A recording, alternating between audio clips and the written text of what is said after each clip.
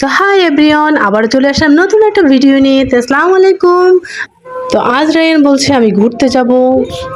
আমি তো রেডি। একটা প্যান্ট পরেছি, টি শার্ট পরেছি এবং চশমা পরেছি। আমাকে কেমন লাগছে বলুন তো? তো চলুন এখন শুরু করে দিই আমাদের জার্নি।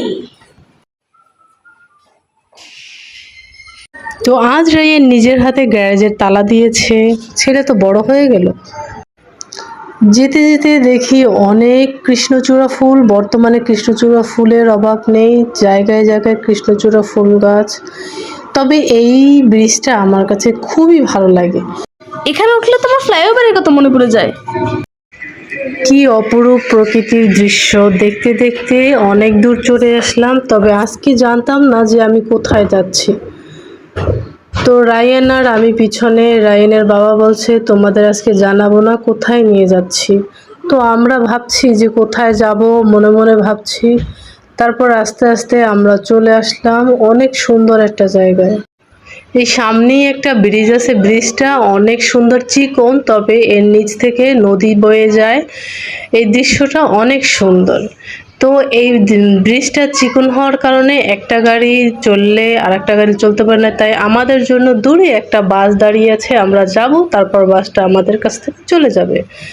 তো এই চিকন গাড়ির জন্য দুজন ডাবলিং করা যাচ্ছে না। অবশ্য বাইক দুটো যাওয়া যায়, কিন্তু সবসময় বাস তো আর বাইক একসাথে যাওয়া যায় না। দেখলাম এই জায়গাও অনেক সুন্দর কৃষ্ণ ফুল পড়ে আছে রাজহাঁস স্কুলের সামনে। বাহ, কি সুন্দর জায়গা!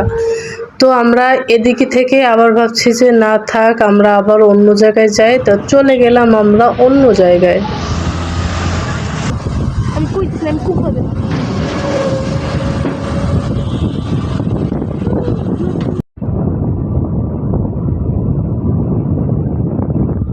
তো আমরা চলে আসলাম স্বপ্নের জায়গায়।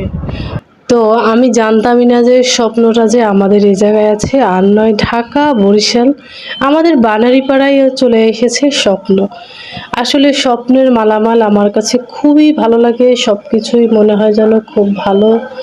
তাই আমি স্বপ্নে শপিং করতে খুব ভালোবাসি। তো চলে আসলাম স্বপ্নে। রায়ান দেখছে এত সুন্দর লাগছে, স্বপ্নটা সুন্দর করে সাজিয়েছে। আসলে নতুন 5 দিন হয় স্বপ্ন চালু হয়েছে। অনেক সুন্দর সুন্দর জিনিস উঠিয়েছে, তবে সব মালামাল এখন পর্যন্ত আসেনি। একটু সময় হবে। জিজ্ঞেস করলাম মালামাল আসতে কতদিন দেরি লাগবে, বলল যে আর 15-20 দিনের মধ্যেই সব মালামাল চলে আসবে। তো স্বপ্নের সব কয়টা আইটেম তো সবারই জানা। স্বপ্নের সব কিছুই স্বপ্নের মতো, সব কিছুই সুন্দরভাবে আছে। সে রায়ান আবার পছন্দ করলো সে কালাভুনা খাবে, সেই জন্য সেই মশলাটা নিয়ে নিল। কিছু টুকটাক নিয়েছি, তবে স্বপ্নে শপিং করব বলে আসিনি।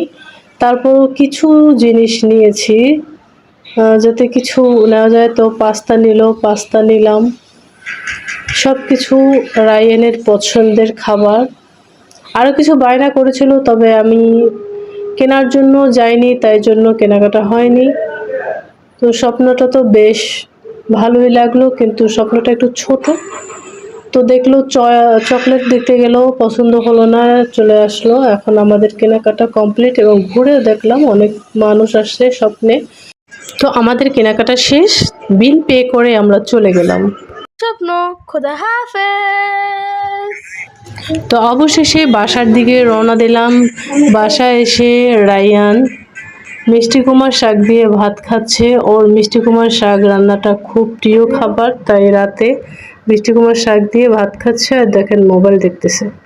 তো আর নয়, ঝালকাঠি, বরিশাল, ঢাকা, এখন আমাদের বানারীপাড়াই স্বপ্ন।